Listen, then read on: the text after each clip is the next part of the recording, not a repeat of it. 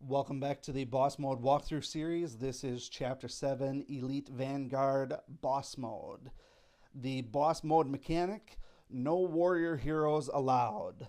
Lucky for us, Cobalt is and never has been considered a warrior, so we have the same concept of Cobalt and Dagrun going to go through, do their damage, and kill things as fast as possible.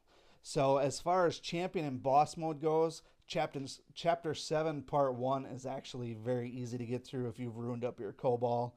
So now it's just a matter of who do we want to bring along with Cobalt. We bring along Zom just because he's sort of part of the team. But we could really bring anybody, and it's unlikely that they'll get any turns aside from the boss fight.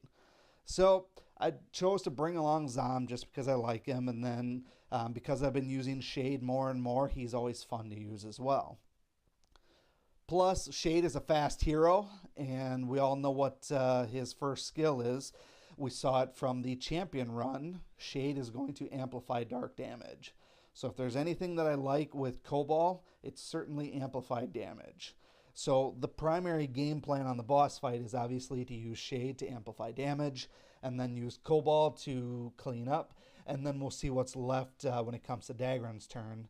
And we do have to consider that ninja guy is going to possibly kill either Shade or Cobalt. So we do have to be ready with our revive potions. In the grand scheme of things, though, the primary stage here is no different than it has been in the previous 3 videos. Use Cobalt, clear up everything, and move on to the next one. As far as time goes, this run here probably ended up being just a little bit faster than Champion Run, which was the all-dark team. Ideally, they're basically about the same. We could really have run this exact same team for all-dark.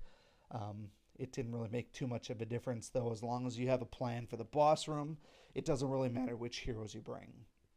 Obviously, if you're choosing the boss mode and you have to deal with no warriors, you obviously want to bring some guys along who are going to be able to survive. That's part of the reason I brought Zom, because he's highly unlikely to be one-shot by either of those bosses. We saw it in the very first run when we did the Undead. He took some of that boss poison and still survived pretty easily. So I'm pretty confident in his abilities. And you have to remember what these guys are going to do for skills as well. The first guy is going to taunt. The second guy is likely going to put up a shield unless you kill the first guy. Then he's going to do his toxic shurikens, which might kill one of your guys.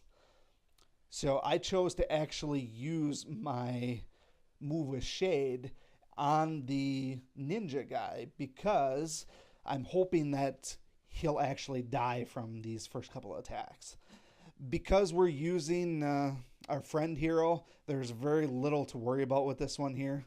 We already amplified dark damage, so it makes sense to use a dark hero here as well. Remember, there's no shame in using friend heroes here.